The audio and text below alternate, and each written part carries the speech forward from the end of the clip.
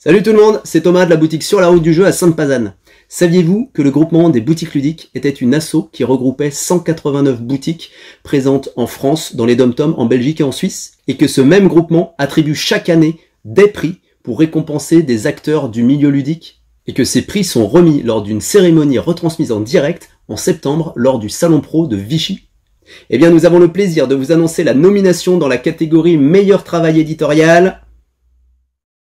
Bon, alors là, normalement, on avait prévu un roulement de tambour, mais restriction de budget, on n'a pas pu s'en occuper.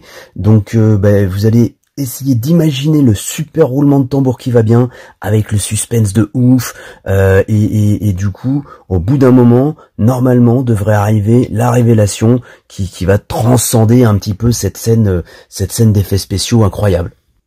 Et oui, c'est l'éditeur Le Scorpion Masqué qui est nominé dans la catégorie Meilleur travail éditorial pour le jeu Flashback Zombie Kids. C'est un jeu de Baptiste Derez et Marc-Antoine Doyon, illustré par Michel Verdu, Jennifer Maty et Laure de Châteaubourg. Oui, ça faisait un petit peu de monde, du coup j'ai dû lire sur un papier, ça se voyait pas trop la vidéo, ça va? Flashback, c'est un jeu coopératif à partir de 7 ans, avec un petit côté cherche et trouve. C'est un jeu d'enquête dans lequel on va passer d'image en image en suivant les regards des différents personnages qu'on trouvera dessus. Et ils vont nous emmener de numéro en numéro et on va découvrir au fur et à mesure comme ça l'histoire et dénouer une intrigue. Et comme dans le jeu Zombie Kids Evolution, dont l'histoire de Flashback est la suite, eh bien, il va y avoir des petites enveloppes dans lesquelles il va y avoir des surprises, du nouveau matériel qui va nous permettre d'avancer dans les énigmes.